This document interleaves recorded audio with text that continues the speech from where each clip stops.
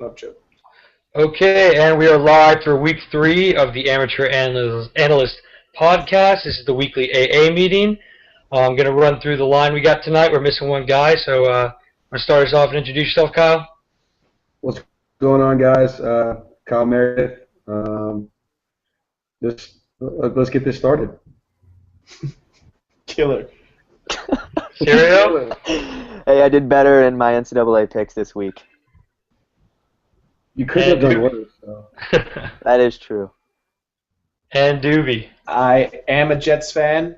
That's why I'm wearing the jersey, unlike Michael Sirio, who has absolutely no affiliation or care for the Jaguars and is wearing Go Jags. their shirt. Super Bowl or bust. Super Bowl or bust. Unexplained reason.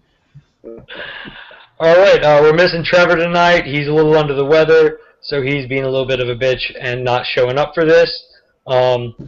So we're just basically going to make fun of him all night. His picks were probably terrible. We're not even going to tell you what they were, but I'm just assuming he missed every game like everybody else will. I think he's just embarrassed that he doesn't know anything about baseball, so he wanted to tap out. I mean, it's entirely possible. It's a pretty good theory there. We're going to dive right into it tonight. We're going to go right into everyone talking a little bit about our college football picks to start. No one did fantastic against the spread this week. We got some better looks overall against the spread. We have one person above 500 on the season going against the spread. That's me. I'm very proud of that. I'm right at 500. If I bet a lot of money, I would be dead even to the dime. As far as straight-up picks go, we're all very, very close together in there, other than Syria, who obviously missed week 1. Once again, I am leading that category by 1 game, so all these people just need to take my advice a little more often. Why don't we go with this week? This week, you weren't that much better than everyone else. Let's say one game this week, 1 game overall. We'll take it. What are the records? The records. We'll just give you straight up right now. This week, we had everybody but myself at 19-5. I was 20-4. Overall, that puts Kyle Meredith at 58-11. Puts Trevor at 0-69. Not really, but he can't defend himself. Myself at 60-9. Sirio, who missed a week, at 39-7. And Doobie at 59-10. I'm going to let everyone go over a few of their least favorite picks. Kyle, you want to start us off? Yeah, for sure. First of all, I was really happy with, as far as the spread goes, my Tulsa and Oklahoma pick. I talked about it a little bit last week. I kind of thought it would be a letdown game for Oklahoma. They won by 2 scores. I figured they would win, but I knew Tulsa would hang in there. I actually did put money on that one. That was exciting to see. And then Oregon put up some points late against Georgia State. I was really pissed they didn't cover. I kind of thought they'd run it up there near the end, but I guess 61 points is still running it up. And then one thing I guess we'll talk about, we were all wrong on Clemson. I don't know what it is with Louisville on Thursday nights, but they come to play. Sirio, what do you got for us on picks? Picks, I did pretty good for my own standards this week. I'm going to pat myself on the back. I was the only one to get Nevada plus 35. That was just a lucky pick, I'll admit. I was also the only person to get Notre Dame plus 3. That was not a lucky pick. Everyone wants to say that Notre Dame's not a good team. Yeah, they lost their quarterback and their running back, but they're still pretty solid. I was happy with that. I also got BYU plus 16. I wanted to call them outright, but with how bad I did last week, I kind of got soft and just took their points. But I think BYU is also a good team. Doobie. Homer, why didn't we end up with a line for Fresno State and Utah? Just curious. I couldn't find one on Sportsbook or Bovida as far as the night before. Some games you don't get lines on. That's just part of it. There was a lot more like that week 1. Yeah. Cool. Going just for a second on Notre Dame, while I'm impressed by that pick, Sirio, and I think it was definitely a good pick, there's absolutely no way they can sustain this. We saw it happen last year, and it's going to be way worse this year. They've lost their top 2 quarterbacks, if you include Golson. They've lost their running back. They've lost, I believe, their tight end. Now they've lost probably their best defensive back, but their starting safety. I mean, you can't sustain that amount of injuries. Do you want to tell us your reaction when that safety went down and tore his ACL? Yeah, maybe I'm a little bit off base on this, but I I said I have no sympathy for that guy whatsoever. If you get injured celebrating, I have absolutely no sympathy for you. And he deflected a pass and went up to jump in the air and bump bodies with a teammate. And when he came back down, his knee gave out, and instantly Perry said, "I'm okay with that. I did not say that. I said I have no sympathy for him. Anyone, when Martin Gramatica broke his ankle, I thought he looked like an idiot. That anybody who celebrates deserves to have their I never said that. I said that if they are celebrating and they get hurt, I don't have sympathy for them. But moving on, because I probably sound like a psycho, the pick that I was least proud of this week was TCU plus 35 against SMU. As everyone on this podcast knows, I am a huge TCU supporter this year, and I picked them to win the national championship. The fact that they, for much of their game, were in a close competition with SMU is not something I was proud of, and it makes me doubt my pick. The pick that I was most proud of was clearly Stanford straight up over USC. In fact, when I made that pick, I got a text from Mr. Eric, I'm the best picker in the world, Palmer Jones, that I was an insane person, quote, insane. And I told him, we will see, politely. And then I was very proud to send him a screenshot of that exact text when Stanford did, in fact, upset USC, because USC and the rest of the Pac-12 is a bunch of garbage and does not deserve any of our consideration for the college football playoff. They all deserve to tear their ACL celebrating. Well, that means we can break even on the outrageous picks after his Virginia Tech over Ohio State. Is that outrageous, the way Ohio State played this week? Is it? It wasn't that outrageous because it was a close game until the quarterback went down. So, I mean, I thought that was going to be a close game as well. I still think that was a crazy pick because, like you are with TCU, Doobie, I was on USC to win it all. I thought they were finally going to get back to it, so I'm very upset with that. We give them too much credit. USC does this every year, and we should. Yeah, it's true. I'm surprised none of you said you were at least disappointed in not believing in the Georgia Bulldogs, who absolutely curb stomped Steve Spurrier's Gamecocks. Only one that called that one for Georgia covering, and they covered by, I think, something like 20 extra points. So yeah, go Dogs on that one. Trevor had a lot of confidence in his team. Yeah, even Trevor didn't give them the cover on that one. Oh, and Trevor's losing that one. Since Trevor's not here, I'd like to extend a big old middle finger to him for picking Boston College to cover the spread against us. And we won, so Trevor sucked that. I called him out for not having any upsets, and he was like, screw it, I'm going to put Boston College just to piss y'all off then. But yeah, you're killing him, dude, tonight, because you just went all after his precious Pac-12, so he's not even here to defend him this week. All right, we're going to move on from the picks. We're going to talk about the early conference outlooks, what everyone thinks is going to happen in the conferences based on what we've seen. Talk a little bit about what we've seen in the rankings as far as conferences go. So, Kyle, you want to start us off again? Yeah, we saw the polls come out. Ohio State won, Michigan State 2. I think it's good to get a little bit of a change. I'll leave the heavy FBI lifting ranking stuff to you, Palmer, because I know that it's obviously bothering you. But hey, the Big Ten looks good. Big 12 doesn't look bad either. So it's going to be a lot of fun over the next couple of weeks as we get into conference play. Ohio State needs to pick a damn quarterback, or I think Michigan State's they're going to lose a football game. Ohio State will. But other than that, I think it's going to be a lot of fun these next couple of weeks to watch SEC play get started, and then Big Ten stuff too. Sirio, what you got? Yeah, I agree with pretty much what Kyle said. I think I'm going to go just specific into two conferences. I think the SEC is anybody's, and not because all the SEC teams are so good. Auburn, Alabama looked really bad.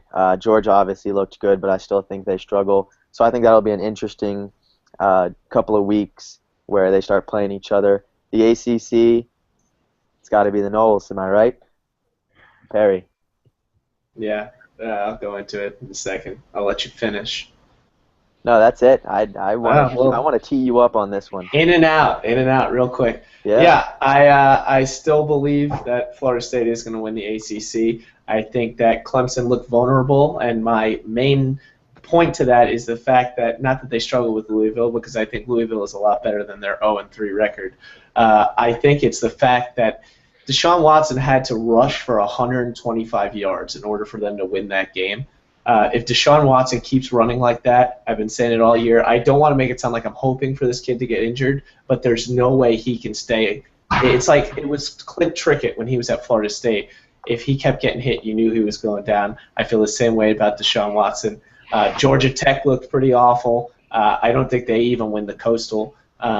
So I think that Florida State's schedule is way weaker than it looks right now, and it's getting weaker by the moment. Every week we see it get weaker. So I think that the Noles still win the ACC. I think it's interesting that we somehow dropped in the rankings after a 14-point win on the road. And I also think it's interesting that Georgia just stayed put at number 7 in the rankings. Yeah, I thought the same thing. While Ole Miss goes from 15 to 3, which is the most drastic overreaction I've seen since last year when Ole Miss and Mississippi State. Well, I mean, do the media voters have some sort of hard-on for the Mississippi teams that have never done anything in the history of college football? It makes absolutely no sense to me. I'm patently offended. I'm also upset by the fact that Ohio State didn't lose basically any traction in the polls. If Florida State last year had performed like Ohio State did against Northern Illinois, who almost beat Ohio State in that game, honestly had 2 chances, Florida State would have dropped probably out of the top 4. It was so ridiculously bad performance. They didn't look good on offense, and they didn't look that great on defense even. I can't believe that they're still number 1. So I'm just offended by the polls in general. Go Noles. So, yeah, the polls, I mean, that's, in my opinion, the polls are made to do this right here. They're made to piss people off. The more people talk about them, the more they're going to look at them. And the fact is, those polls are out there to make people money.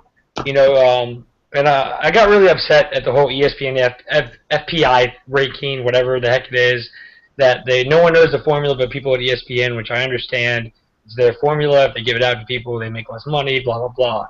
But that is their job. It's to make money, and them causing controversy makes them money. It makes people keep clicking on the links and clicking on the articles. What was the stat you had for the FPI? The FPI, the top 4 of the FPI right now is Ole Miss, LSU, UGA, Bama. UGA, LSU may be flipped in that. It's all 4 SEC teams at the top.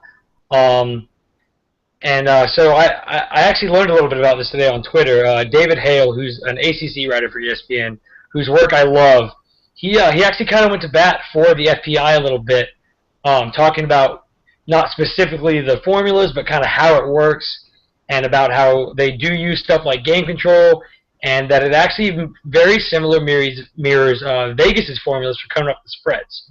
So it's not as much of a these are the best teams, as much of a on a weekly basis. Here's who might win here's who Vegas would favor on a neutral field. I like David Hale as well, but the FPI should stand for fucking pathetic index, because it is gross that Arkansas is ranked 15th in any sort of poll that's outside of an insane asylum. And you know where Toledo is, right? Who beat Arkansas? They're at 52. 52. Makes sense. That was actually that was one of Hale's main points, was who would be favored on the neutral field before that game, though, and even after. Arkansas still is probably favored by Vegas. Fair enough. That's kind of like where that works. I'm surprised no one else wants to call out Missouri for being ranked at all after beating UConn 9-3, because UConn faked a tying field goal to try to go for the win. 9-6, 9-6. They could have tied that game and sent it to overtime. They wanted to go for the win instead. I mean, Missouri is awful. Matty Mock is a joke, and they're still ranked, as is Auburn in one of the polls too. So they almost lost to Arkansas State last week too. It's not like this is a rare occurrence. Missouri is nearing like Vanderbilt and South Carolina levels this year, so that's pretty interesting. And Auburn still has votes in both polls. I want everyone to realize that. They're top 25 in one poll. They were 25th. That's coach's poll, but AP they have votes. All right, we're getting a little too caught up. Obviously, some high emotions on that one. We're going to move on to our usual topics. for college football. Start off with the most impressive team of the week, Kyle. I know we talked about that might be a drastic overreaction on Ole Miss's part, but they were impressive. You go into Alabama and win that game, prime time. That was an impressive win. They had a couple of very lucky plays. I get that pass where Chad Kelly was hit and then it hit off two defenders and then bounced in the receiver's hands was Auburn 2013-esque. But, I mean, that's still a very impressive win.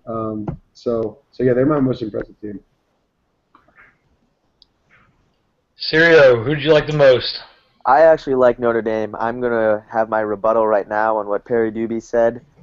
Yes, they did lose their quarterback. Yes, they did lose their running back. They lost one of their D-backs, and they still pulled out a win.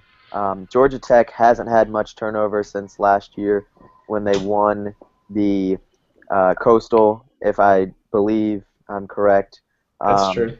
The And entire backfield's different, but it's plug and chug in that kind of system. Yeah, it makes a difference. and Notre Dame was still able to come out and win. I thought that was very impressive. I don't think that they're going to be, a serious team at all, but I still think that they're a solid unit. They believe in themselves, and I thought that was impressive that they got the win. Doobie, how about you?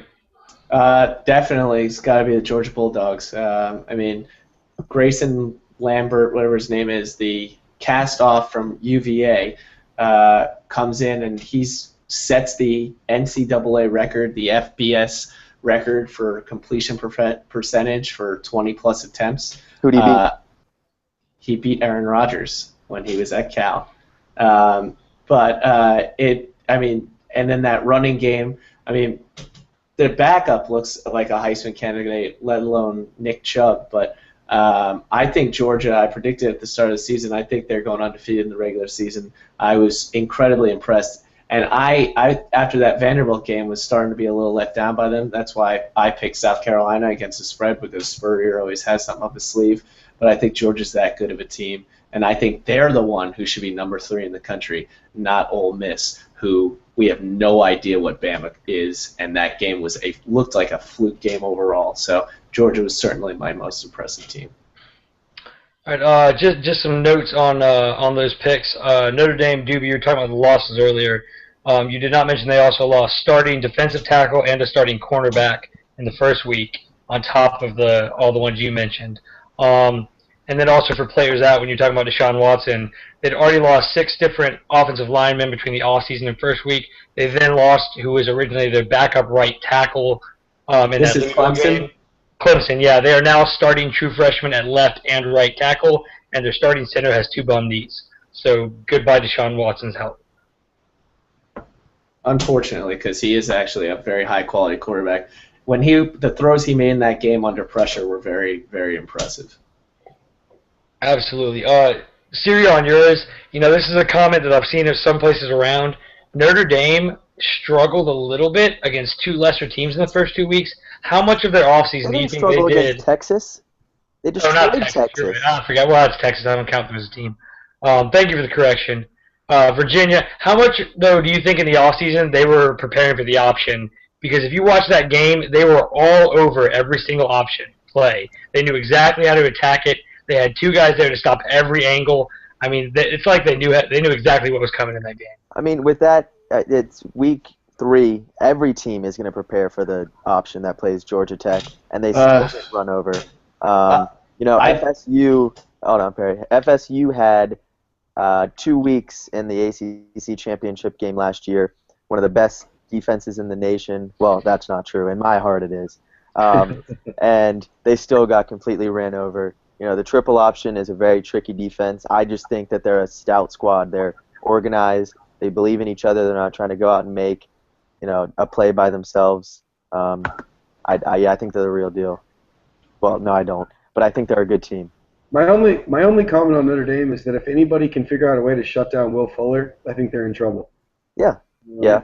Well, that's what happens when you lose half your starting. Yeah, absolutely. That's what I'm saying. From week 1, I wouldn't say that. But now that so many guys have gone down to injuries, if anybody can put some hands on Will Fuller, they're in trouble. Yeah, for sure. For those fantasy football people listening, Andrew Luck just fumbled the football. Sorry for Andrew Luck owners tonight.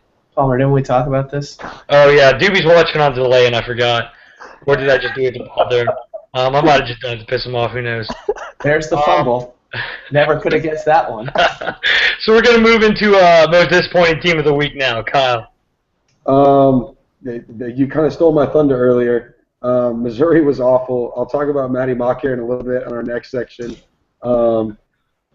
I'll give you a little teaser. Negative 5.3 overall QB rating for his first 2 games. We'll talk about his 3rd game here in a second, but that is just awful for an SEC quarterback. I remember at the beginning of the year, they were just talking about how there wasn't that many SEC quarterbacks returning, and Matty Mock had a chance to have a standout, year, and it's just Missouri's bad. They were unbelievable.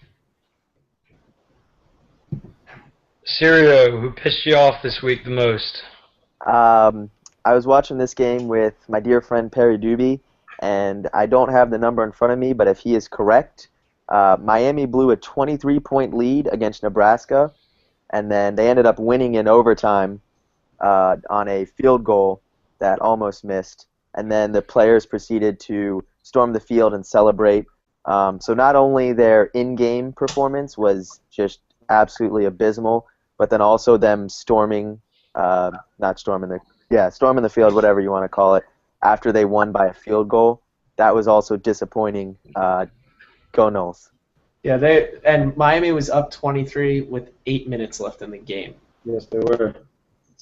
Against a truly mediocre Nebraska team. Exactly. Doobie, most disappointing team. This is going back to my prediction in Week 1 that the Minnesota Gophers were the 2nd best team in the Big Ten. I guess that because of the performance against TCU, I was jaded because I certainly think that TCU is the best team in the country, although I'm starting to doubt that now. But Minnesota in Week 2 took overtime to beat Colorado State University, who subsequently went out this week and lost to Colorado, who has lost to Hawaii. So that's pretty bad. If Hawaii is better than Colorado State, and Minnesota can barely beat them. And then this week they go out and they have to take a late touchdown to beat Kent State, who is probably best known for a massacre of cops against human beings rather than any sporting event. It takes a late touchdown for them to beat them 10-7. Drew Aldakachi was right. I was wrong. Michigan State is far better than Minnesota, and I am disappointed in their abysmal performance. And Jerry Kill should be disappointed in himself. Yeah, Doobie, I was a little shocked at how bad Minnesota is too. Kill usually has his guys way more disciplined than they've been playing, so that's a little shocking. Sirio, I love that you picked for your most disappointing team a team that blew a late lead, because your most impressive team, Notre Dame, let Georgia Tech score twice in the last minute to get within the score of actually getting into that. Just had to mention that real quick. That was all prevent. Dude, they scored twice. An option team scored twice in a minute. There's not much to defend against that. Okay, yeah. They still were impressive with everything that they're down. Notre Dame was impressive. I gotta say that is one of the. If for me, that was probably second most impressive. I don't want to be confused. I don't think that Notre Dame is impressive with, how good they're going to do the rest of the season. I just think that all the misfortunes that have happened, and they're still able to beat. They're still able to upset against the spread a Georgia Tech team. I thought that was really impressive. Fair enough. All right, so time for, once again, my absolute favorite thing in sports. It is the reverse Heisman talk. Kyle, who is the worst player in college football? All right, so I talked to Matty Mock about his negative 5.3 QB rating. He followed that up with a stellar 145-yard and 1 interception game against the mighty UConn Huskies. So he and another SEC quarterback, Patrick Tolles, are my 2 picks for reverse Heisman. 8 of 24 for Patrick Tolles, 2 INTs. 33% completion rate. He's the Kentucky guy, right? What? Tolles is the Kentucky QB. Correct. They're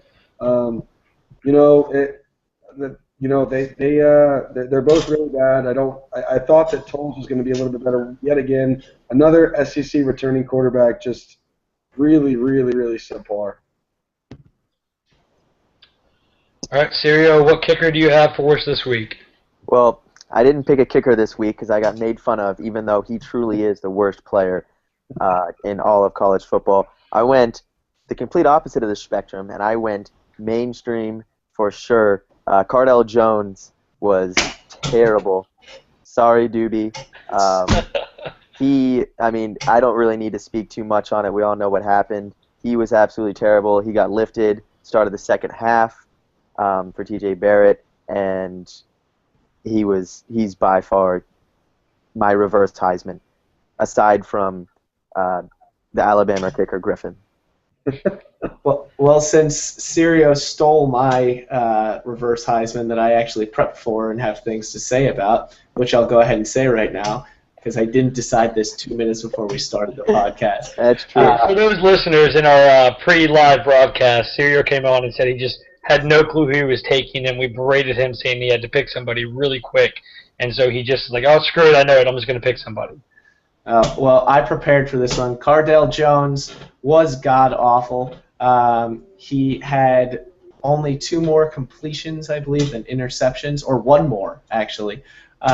He had a QBR of 10, just above 10. But that's not even the reason why I think he's the reverse Heisman. It's because, he's got a terrible attitude in general, in my opinion, and he should never have been the starting quarterback for that reason. But after he was benched, he went on Twitter and changed his Twitter bio this week to say, Cardell Jones, the 3rd string, no wait, 2nd string benched quarterback of Ohio State University. Then, when he got called out on it by everyone on Twitter, he said, I put that up 2 days before the game. It was a joke, which people have internet history, which I guess Cardell Jones doesn't realize. They figured out that he put it up 10 a.m. the day after the game. He then deleted his Twitter bio altogether while still calling people out on Twitter saying they were hating on him. I don't like Cardell Jones. I think Urban Meyer was silly to make this a QB competition. I think that he's going to make his team suffer losses, but Cardell Jones is the reverse Heisman if we're not talking about the actual worst player in college football, Jeremy Johnson, who I don't even think deserves us speaking about him whatsoever because he is so bad as Auburn's quarterback. He should bench himself, which he actually said in the postgame. He thought he deserved to be benched. I'm glad we at least got a quick Jeremy Johnson mention. Auburn is bad at football. They were bad at football last year. They got worse this year. I've been saying that all offseason. I don't know why people were on that bandwagon to start with. It's just not a good football team. I don't think Malzahn's a good coach. I think he's gone in 2 years tops. On Cardell Jones, once again, never should have been the starter. Well said on that. And Doobie, as far as the Twitter stuff and him trying to act like he did it before, this is also the same guy that tweeted out when he was a freshman, what school, we don't come here to play school. We come here to play football. So, yeah. I mean, the guy, he's been that guy on Twitter since he started. He's got that goofy, I don't give a shit attitude. It's not the guy you want leading the number 1 team in the country. He also tweeted out in the offseason that he was transferring to Akron, and he thought it was hilarious. I find that hilarious. That is hilarious, but the guy clearly just has his head on other stuff. I mean, that's the thing. Yeah, he's funny, but he has shown very seriously that he cannot be that guy and be successful on the field. So, all right. Any more comments on really bad football players? Because it's just so fun to talk about. Hey, Palmer, I'm going to put you on the spot. So the Heisman ceremony is in New York City. Where is the reverse Heisman ceremony? Oh, dang. Let's see. What after the season, I'll be graduating. I'll probably be in Atlanta, so we can do it live from the College Football Hall of Fame. How's that sound? I think they should do it in St. Louis with all the rest of the worst football players. Oh, Jesus. We'll get there. We'll get there. You be patient. You make fun of my teams, Doobie. All right. So just to finish up college football real quick, just a little preview of next week. Talk about what we're excited about, Kyle. Actually, you know what, Sirio, you go ahead and talk your stuff real quick. All right. I'm going to take over. I have BYU versus Michigan. I'm putting my money where my mouth is. I think BYU is going to just completely destroy Michigan. I don't really know if that's a bold pick, but I think it is. The one game that I think is going to come down to the wire and that I'm excited to watch, UCLA, Arizona. I also think UCLA is a good team. Those were my 2 that I really highlighted. I'd like to see what Perry Doobie thinks. I think this is a god-awful week of college football. There's not really anything on the docket that I'm like, man, I got to see that. It's really bad. In fact, the game that I think I'm most excited for, and this is terrible to say, but I think is UVA versus Boise State on Friday night. I think that will be a good game to see if UVA just has the record they do because they play good teams or because they're actually not a good team. I don't like the Pac-12, as everyone can tell. Utah versus Oregon, I think, is a meaningless game at the end of the season. I couldn't care less who wins. And UCLA versus Arizona, I think UCLA is probably the best team in the Pac-12, other than Stanford, who I still think is going to win that conference, and I look a lot smarter for picking at the beginning of the season. But both of those games, they're the only two real ranked games that matter, and they are garbage. I guess the only thing that really matters this week is hoping that Tennessee can beat Florida so we don't have to think that they actually could be a decent team in an SEC East title contender. I like that. Yeah, that Florida-Tennessee game is going to be a real big, which direction is this Florida program going? Are they able to put it together a little bit, or, is the uprising Tennessee, who I still think is going to be a fantastic team in the next few years, are they, going to be able to just put it on them? That Tennessee defense is going to have to step up late like it did not do against Oklahoma, so we'll have to see on that.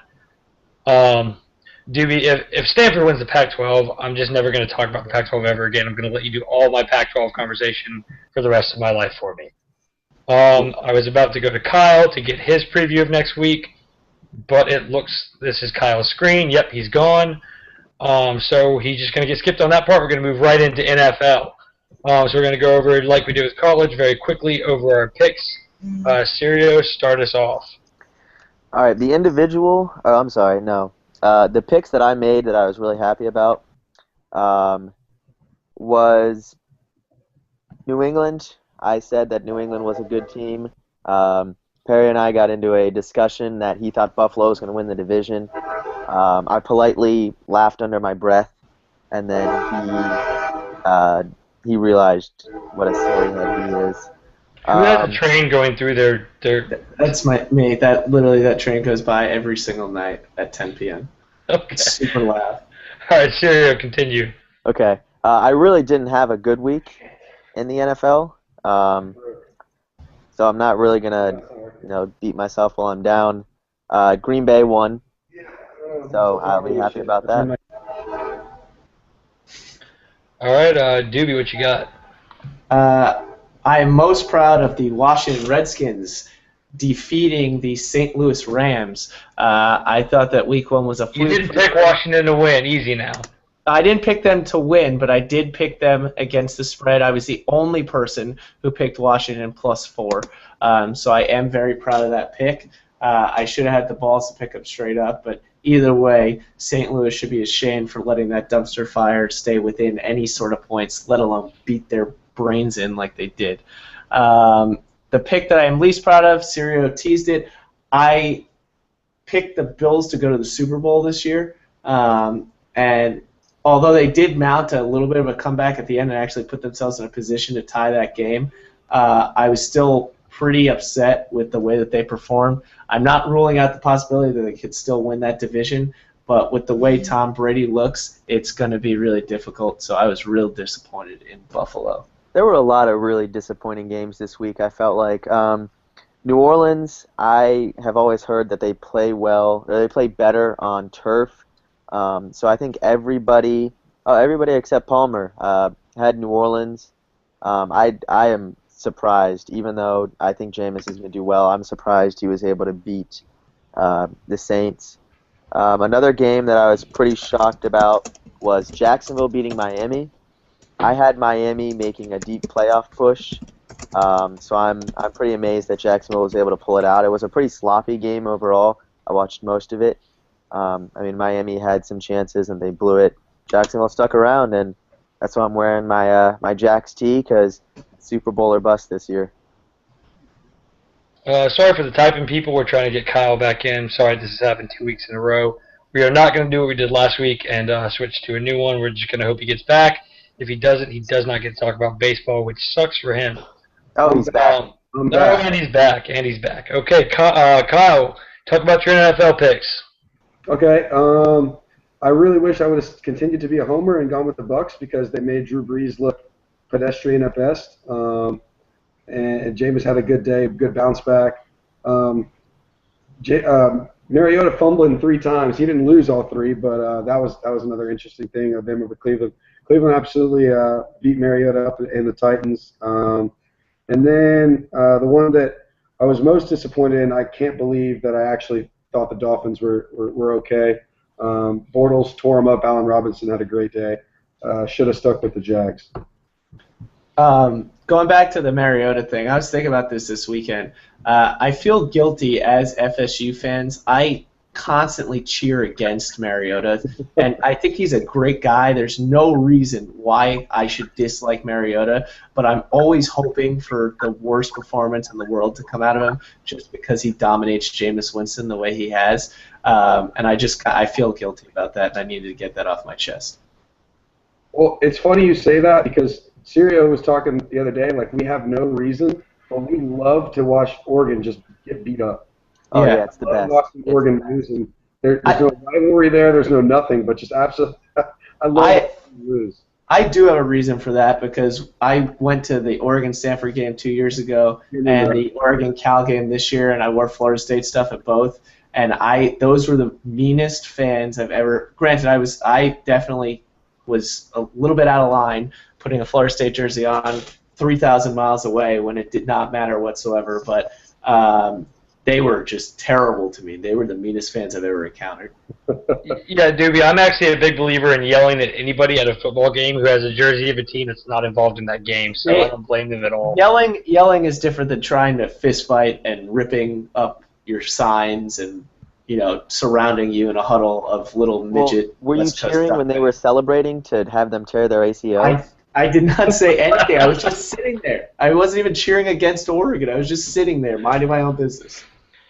All right, we're going to move on because we're a little behind schedule as we go. Next topic is to discuss how the Rams are going to win the Super Bowl. They're going to go 15-1. I don't care that they just lost to the worst team in football that I think. Well, no, they're not Jacksonville. They lost to the second worst team in football. We're going to move on. We're going to do great. We still beat Seattle. We'll beat everybody else. Okay, now we're going on to the worst individual performance of Week 2 in the NFL. Kyle.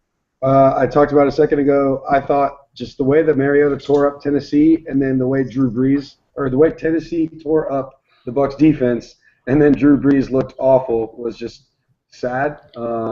He's a guy who's thrown for over 4,000 yards multiple times, and I thought that he should tear up the Bucs defense. Absolutely did not. Struggled mightily. So he was my Week 2 worst performance. On that, Kyle, it just broke that he has a bruised rotator cuff, and he was playing injured in that game, so that could have had something to do with it. Well, he still sucks. Fair enough. All right, Sirio. My worst was DeMarco Murray. He has more receiving yards than rushing yards through 2 games. There were, I don't know the exact number, but I saw on Instagram. 12 yards? No, I thought you were going to say how many quarterbacks have more rushing yards than him, and the answer is 12. Oh, okay. 12 quarterbacks had more rushing yards than DeMarco Murray, who was last season's, as we all know, rushing leader. I don't know what's going on. I really don't. I figured that he would obviously see a little bit of a decrease. That's expected, but he's been absolutely terrible. Aside from 2, goal line touchdowns in Week 1, he literally is like if I put pads on and went out there, he's been the worst player. Yeah, he's on pace for 88 yards for the season, rushing, like literally for the season. But I don't think it's fair to blame it all on him, though. I think it's more Chip Kelly than it is DeMarco Murray. The scheme they're putting him in is so ridiculous. That whole offense and the offensive line. Can I just stop you there? LaShawn McCoy was the rushing leader 2 seasons ago, and it was the exact same offense. But the offensive line, no, not the same offensive line. The offensive line is blowing it right now. Do you know if they have any different? Yeah, they changed up that offensive line. Offensive line? A lot of players. I only know this because I was listening to a radio segment about it like an hour ago. But Chip Kelly knows how to make a running back a rushing leader. Yeah, but LaShawn McCoy is a very different player than DeMarco Murray. You Fair, know, but you he have knows to how to make them. around how DeMarco Murray plays to make him the rushing leader. You can't make him try to fit into LaShawn McCoy's role. That's fair. But Philadelphia did have a rushing leader. Also true. Yeah. Would you like to say your worst player?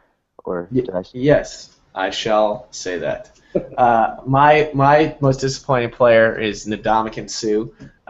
Guy broke a record for highest contract ever. He has done absolutely nothing in their first 2 games, has not created any sort of disruption in the middle, and now I'm hearing that he is being called out by his teammates because he refuses to even learn the playbook, to listen to any of the play calls, or to try to work together with anyone. In fact, the only thing that he's done this season was that he spent like $14,000 to buy all the defensive linemen lazy boys for when they're in team meetings, and that's been his greatest contribution to the Miami Dolphins this year. So Ndamukong Suh, I've always liked the guy, but I'm starting to think that he actually is an asshole and does not deserve to have any of the credit he got for what happened in Detroit.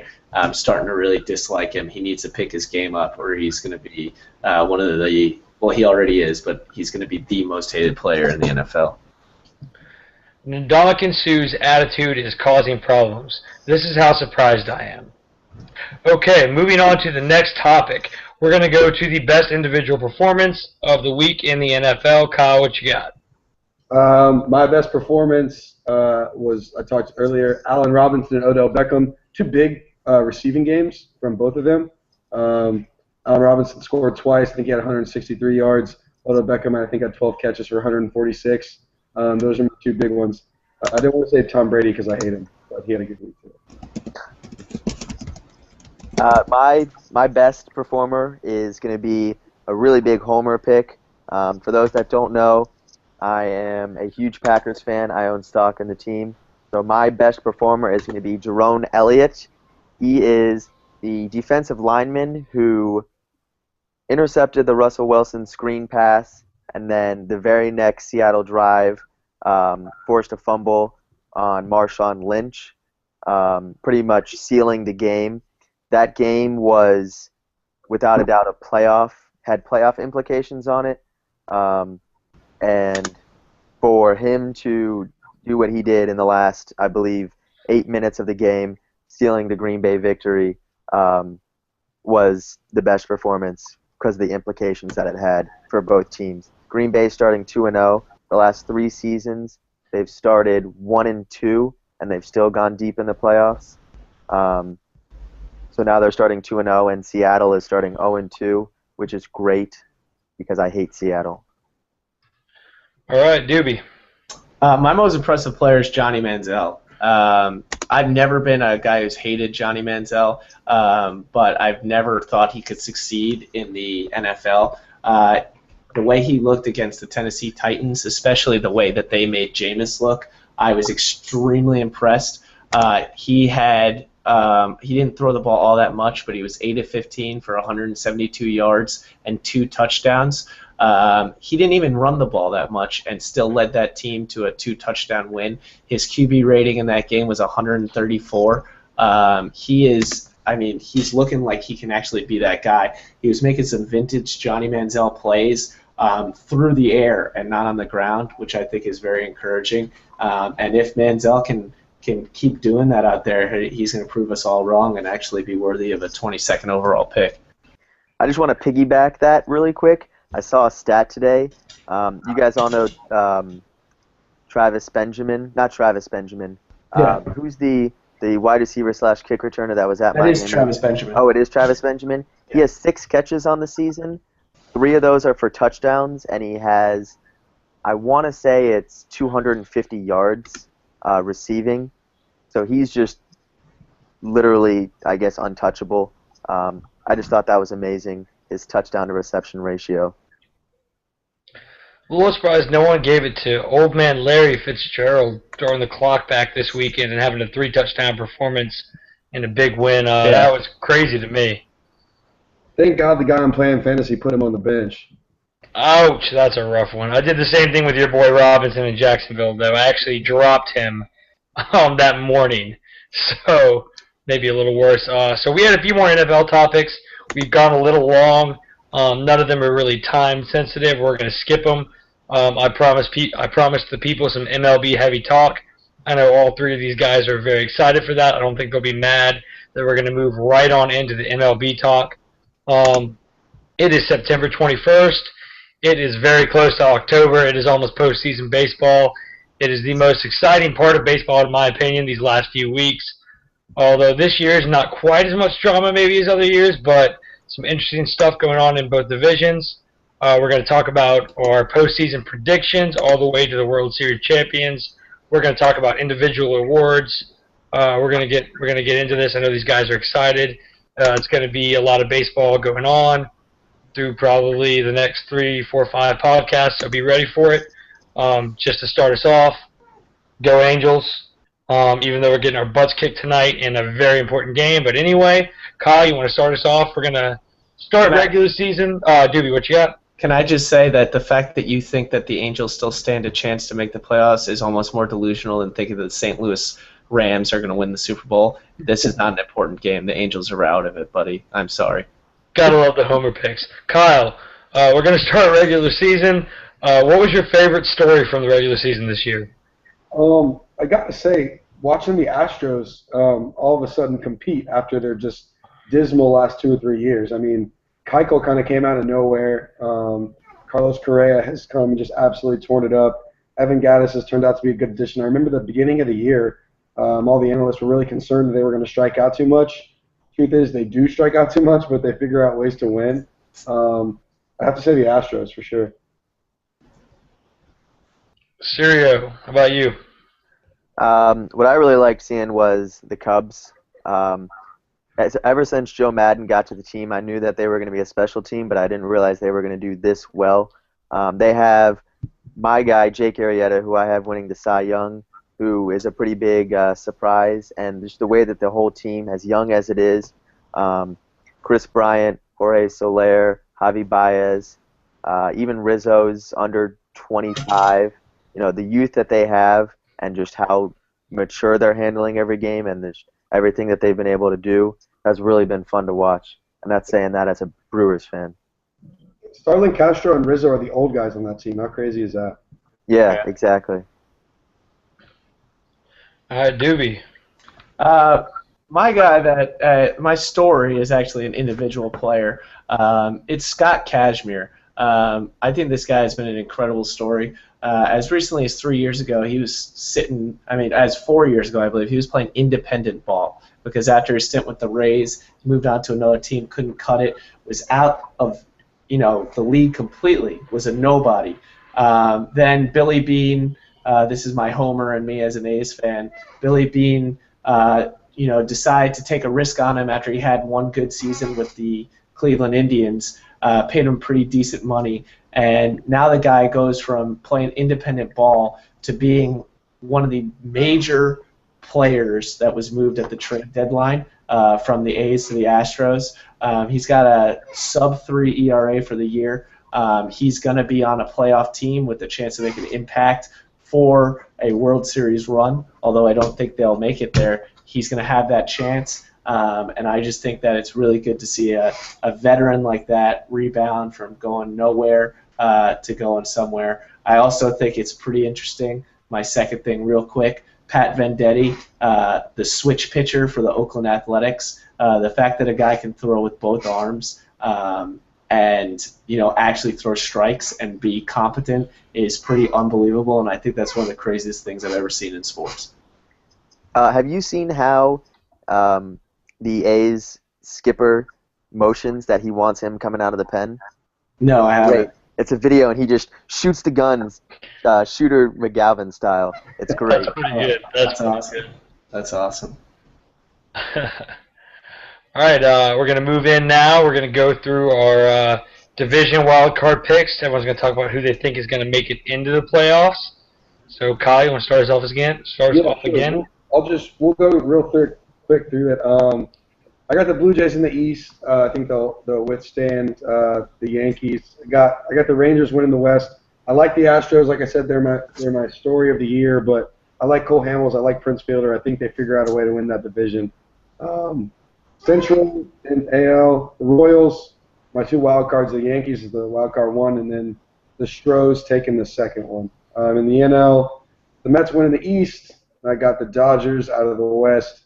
Cards take Cardinals, Pirates, and Cubs. All from the NL Central will be winner will be the Cardinals, and then wild card one is Pirates, and Chicago is the number two.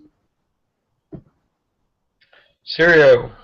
I have pretty much the same, and I'm looking at the spreadsheet now. We all do, so I'm not going to cover every pick. I'm just going to talk about where I disagreed with most people. I have the Astros coming back and taking the AL West. I think that they're going to put on a pretty good push. They're going to get Carlos Gomez back, hopefully soon.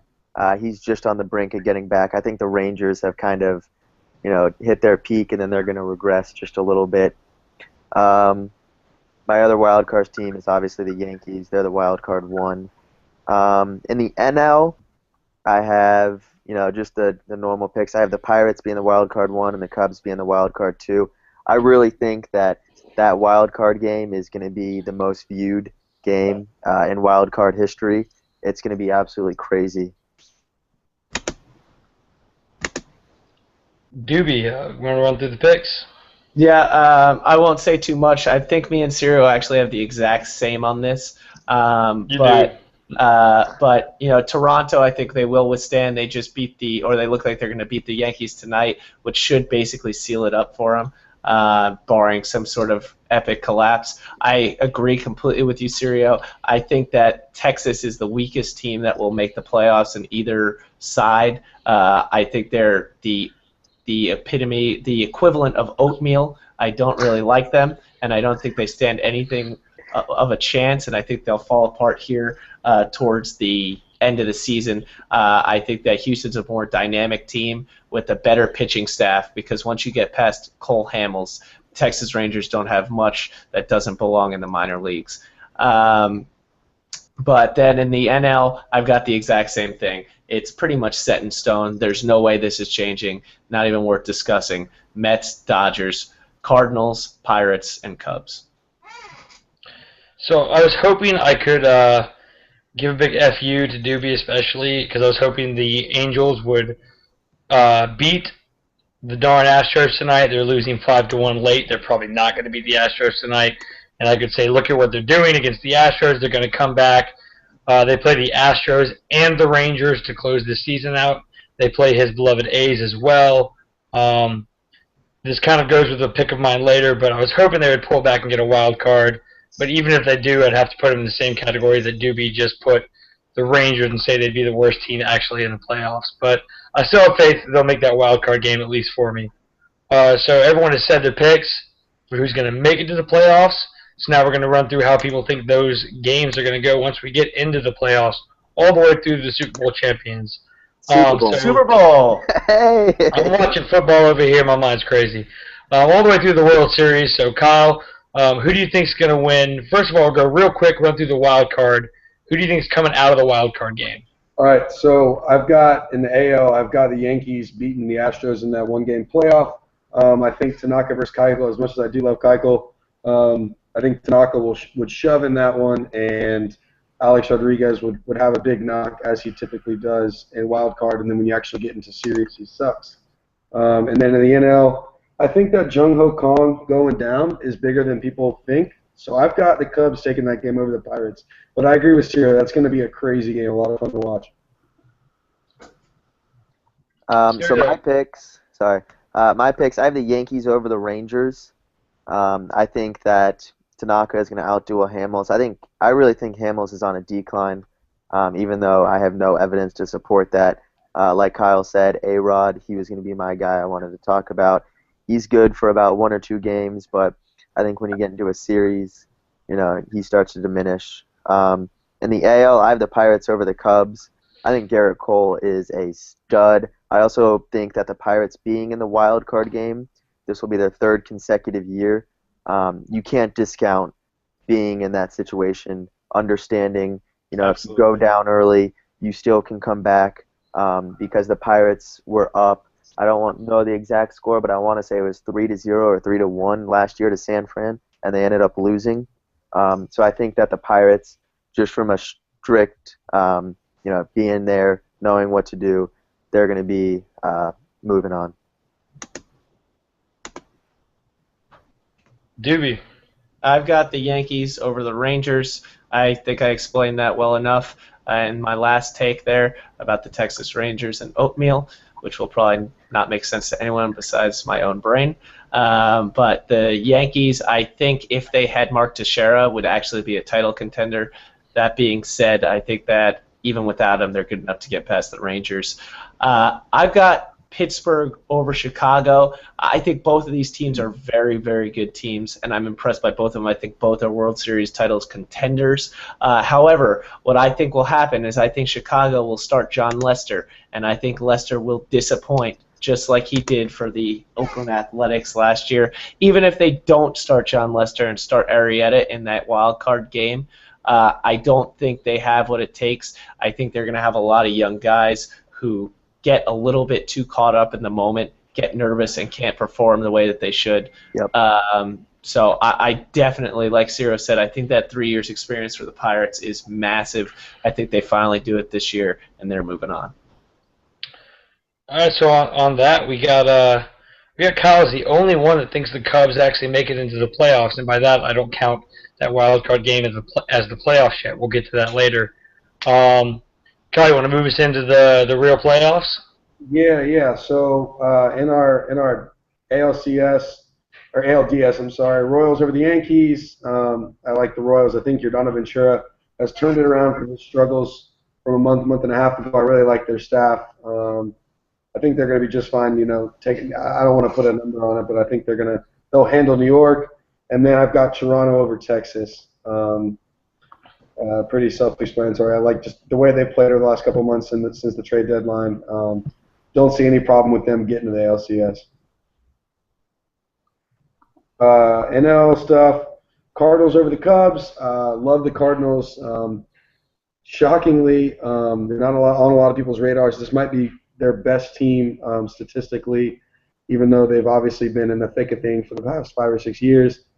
Then I've got the Mets over the Dodgers. I like the Mets pitching staff. They're young. They played well. Cespedes has been a huge add for them. If Harvey is a guy that is throwing more than a pitch count and you're stopping him 4.5, 5 innings in, I think they're scary. I like the Mets in that series. All right, Sirio, what do you got in the DL? In the interest for Perry Doobie, I would advise him to look at his TV in about 12 seconds. As far as the MLB picks go, I have the Royals over the Yankees. I think the Royals are by far the best team in the entire playoff pool. I think that they play defense. Their bullpen is amazing. Cueto's been really, really lackluster since he got traded, but I think that he figures it out in the playoffs. Toronto over the Astros. Toronto's just too good. They're going to get Tulo back, hopefully, and, I mean, you can't – there's no time to relax in that lineup. They're one hitters through 8. I mean, 7 or 8 are just – they can take you deep at any point, any pitch. In the AL, I have the Pirates over the Cardinals. I really think that the Pirates ride the momentum of getting into the actual playoffs, if that's what we want to call it. I think the Pirates are a very good team this year. They use that experience that Perry and I were talking about, and they ride that into the Cardinals, who might be a little bit older. I don't know. That doesn't really matter, but I think the Pirates are a good team. Dodgers over Mets. This might not be a popular choice, and I was the only person to put the Dodgers over the Mets in the group. I think that Kershaw finally realizes what he's doing in the playoffs and starts pitching like the greatest pitcher of all time. Yes, greatest pitcher of all time. Greinke, his numbers speak for themselves. Brett Anderson, he's a great number 3. I think that they're a very good team, and they'll figure it out. Doobie. All right, I've got the Kansas City Royals over the Yankees. Definitely think they're the best team in the AL. Although I have heard him described as a fat schlub, I think Johnny Cueto, despite his appearance as a human bowling ball, will become a great postseason pitcher when he actually has a chance to pitch in a series that matters past the first round, which I think we will see, and I'll get to in a second here. But I think the Kansas City Royals dominate the Yankees, maybe even sweep that series. I have the same situation with Toronto over Houston. I think it's a big win for them. I think Houston's just too young and Toronto's just too potent. I don't think Houston stands a chance, although they still are the best story as a team in baseball. In the NL, I've got Pittsburgh over St. Louis. I agree with you here, Sirio. I think that St. Louis has been on cruise control for a little bit too long. I'm probably wrong to underestimate them. I do it every single year, no matter what. St. Louis is an unbelievable franchise. They are the equivalent of the Spurs in basketball. There's no reason any of us should not be picking them to win the World Series, but I am absolutely not picking them. I am picking the Pittsburgh Pirates, mainly because I think Andrew McCutchen deserves recognition as the most valuable player in baseball that he is. I am picking the New York Mets over the Los Angeles Dodgers. The Los Angeles Dodgers are the exact same in baseball as their townmate, the USC Trojans, are in football. What they will do is they will go out and they will disappoint everyone despite having the talent, prowess, and power that they need to win. Cody Kessler is Clayton Kershaw. They do not deserve to be considered here, and they will not beat the Mets. The Mets, as John Smoltz said, have the best pitching staff that we have seen since the early 90s, despite how young they are. Even if Harvey is out of it, I think that everyone underestimates the value of Jonathan Neese, who threw another scoreless outing today. If they don't have Harvey available, they'll take Neese in there, but I think they will have Harvey. They are a very potent squad, and I think they definitely beat the Dodgers with my favorite player, Yoenis Cespedes, at the helm. Interesting you mentioned the young Dodgers pitching there, young Mets pitching there. Actually was very tempted, and some people we'll talk about this a little bit, Rookie of the Year. For the Almighty, actually has really been in some of those talks. It would be interesting to see a pitcher win Rookie of the Year in that. I don't think it will. Clearly none of us think he will, but interesting to consider. One more thing I want to say on that. Sirio, you just said that Brett Anderson is a solid number 3 pitcher, which is almost as criminal as Palmer thinking that the Angels are going to still make the playoffs. All right, Kyle, we're going to let you go through the last 2 rounds. We're going to go the Championship Series, both of them, as well as World Series here. Doobie set you up nicely with talking about the Cardinals there, man. Yeah, I know he did. So I've got the Royals beating the Blue Jays. I think pitching and defense is going to be the name of that championship series. I think the Royals' pitching and defense is just flat out better. You're right, Toronto is very potent. I think they're shut down over a couple games, and the Royals will close that at home. I'm taking them in. I'll probably take them in 6. And then NLCS, I got the Cardinals over the Mets. Once again, just think they're a very strong team. It's going to come down to, I think, a little bit of an experience factor. Yeah, the Mets have a great pitching staff, but I think when you get that deep, it's going to, the big time stuff is going to take over. People who have been there before are going to kind of come out on top. My World Series pick, the good old Cardinals over the Royals. Love that series. That's going to be a lot of fun to watch. Missouri is going to love that series as a whole. It's going to be fun. I think they're 2 very good teams, easily the 2 best teams numbers-wise throughout the year. So it would be fun to watch them go for the big trophy. Syria, what do you got at the end of the line? My ALCS, I've got the Royals over Toronto.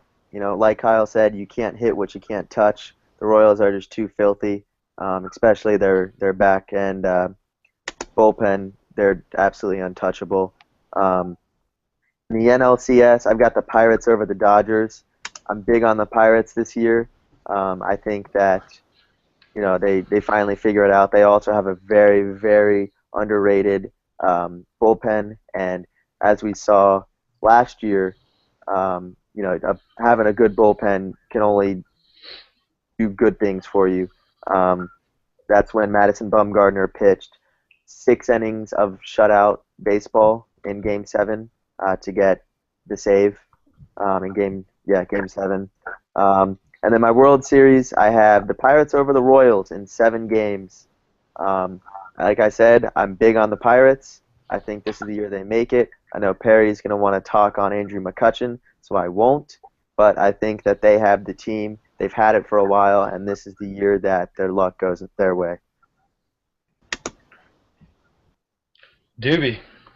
All right. In the ALCS, I'm going to follow in form with my podcast mates here. I've got the Royals over the Toronto Blue Jays. I think this is going to be an all-time great series. I think it's going to be different in every single game. I think one game we'll see shutouts, the next game we'll see high scoring. But I think in the end, the fact that Ned Yost can manipulate his lineup and make those guys steal and play small ball the way that they do wins that series for them. I also think they have an overall deeper pitching staff. When you've got to throw Mark Burley in a potential series-changing game, I don't think that you stand a chance against a team as good as the Royals, so I've got the Royals.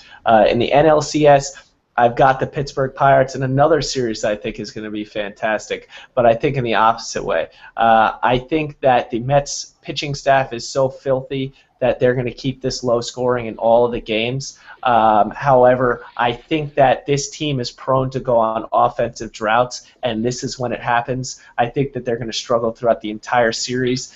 Not necessarily because I think Pittsburgh has the best pitching staff, although it's a good one. I just think that they're going to hit a wall. Mainly because I think Yoenis Cespedes has never been on that big of a stage. He carries that team, and I think if he goes blank, which he will in my opinion, although I love the guy, the rest of the team does. I think that Andrew McCutchen hits a walk-off in Game 7. I'm just kidding, but I think something crazy like that happens, and I think Andrew McCutchen makes a difference to make that a Pittsburgh win. In the World Series, I got Pittsburgh over Kansas City. I agree, Kyle, that the loss of Kang is a big loss. However, Josh Harrison was out for the most of the time that Kang came in and became a star. I think Josh Harrison is about equal to Kang, and he can come in and substitute and make a big difference. I see this series as a really, really, really good one, but I think that this is when we really see Andrew McCutchen shine. I think McCutchen goes down. I mean, not only is he one of the great guys in baseball, but he's also the most epic player we've got. So I think that he goes down as, a Hall of Fame, sure, first ballot guy like Madison Bumgarner did last year because of this playoff push and the Pittsburgh Pirates World Series. All right, so we got 2 different champions there. We got Cardinals from Kyle. We got Pittsburgh from both Syria and Doobie. I'm a little different. I got Toronto over the Cardinals. I got Toronto pulling it off against Kansas City. Won't go too into it. We're running late, but I'm sure we'll talk more about that in the weeks to come. Hopefully I'm able to. If some of my first picks start out right, I can get much more into the playoff debate. We're going to move now into the individual awards. We're going to talk about each league's MVP, Rookie of the Year, as well as Cy Young. There's not a lot of diversity going on here because a lot of these are kind of set in stone. But so if y'all want to talk a little bit about the possible next guy up for him, help yourself. Kyle, start us off. Yeah, sure. Me and Doobie are pretty much exactly the same in our AL and NL. Josh Donaldson taking the AL MVP. He's been great all year. Toronto is a pennant-winning ball club, which in my opinion puts him over Trout. Trout's obviously got some great numbers. But I don't think the Angels make the playoffs, and I think that's going to be a deciding factor. I think we'll probably talk next time around on the validity of that, whether MVPs, Rookie of Years, and Cy Young should be playoff teams. We'll save that for later. Got Correa winning the Rookie of the Year. Had a great year for the Astros. I think the guy's going to be a great everyday player for the next 8 or 10 years. I think the Astros are smart and lock him up. And then Dallas Keuchel winning the Cy Young. The NL side, Bryce Harper had a great year. 40 home runs. Really, been everything the Nationals could ask for. Their downfall is definitely not due to him. It's a little bit to do with the Mets being great and just the Nationals pitching kind of failing them, especially their bullpen. Chris Bryant taking the Rookie of the Year from the Cubs. And then I've got, unlike Mr. Michael Cirio, who loves Clayton Kershaw, I think Greinke's been better than him this year, and I've got Zach Greinke winning the Cy Young. Sirio, how do you differ? Well, I am the only one to pick Arrieta for my NL Cy Young. It looks to me that we all have the same picks for every other position except for our NL Cy Young, so I'm going to spend the most time on that. Arrieta, he has the best ERA after the All-Star break in MLB history. The stat that I saw, I believe it was 0.59. We talked about it last week. Second half is huge for voting. People have short-term memories. They only remember the past few months anyways. I think Arrieta is an absolute I don't want to say lock, but he should absolutely be considered in that company. He's going against the two other best teams in the National League, well, aside from the Dodgers, but he has to face much better competition, and he's still doing what he's doing, leading that team into the playoffs, being so young and facing such adversity cannot be overstated. Also, let me just keep talking for a second. Being that I'm a professional amateur sports podcaster, if that's a word. Sportscock. I decided that I would switch my Cespedes NL MVP to Harper. I was sort of joking when I made that pick. I still think that he should be considered, but it's got to be Harper.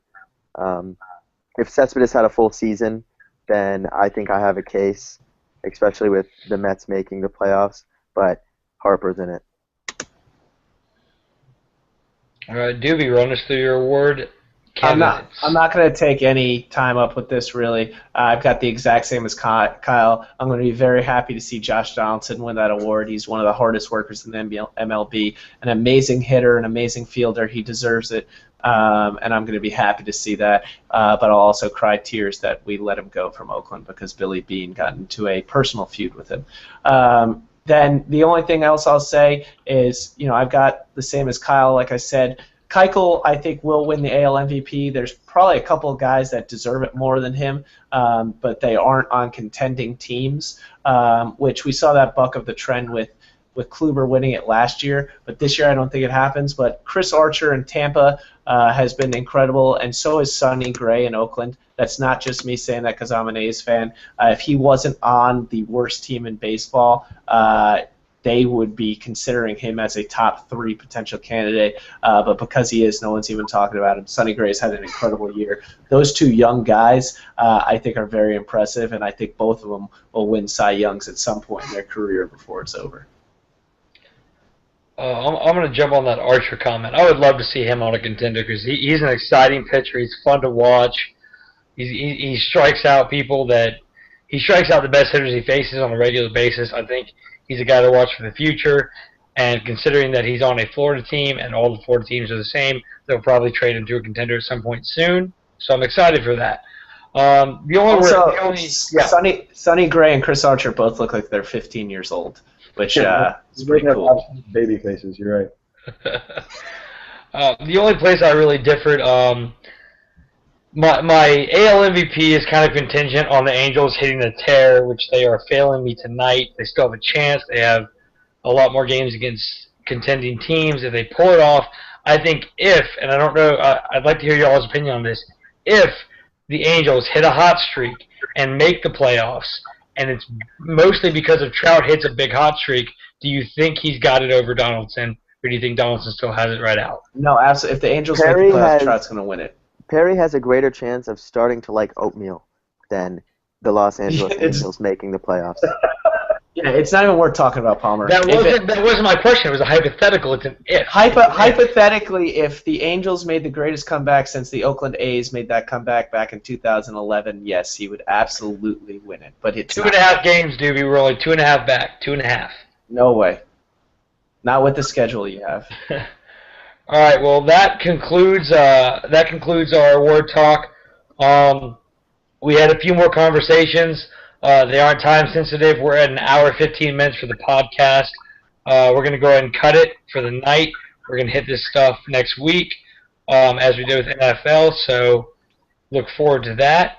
As usual, if anyone has any comments, concerns, questions, please let us know. We do this for us, but we like people that watch it to at least enjoy it. We had one live viewer tonight until we hit the baseball talk. Apparently they weren't a baseball fan. But to those watching throughout the week, let us know. Give us your feedback. Hope you enjoy it, and we will see you all next week. Go Noah.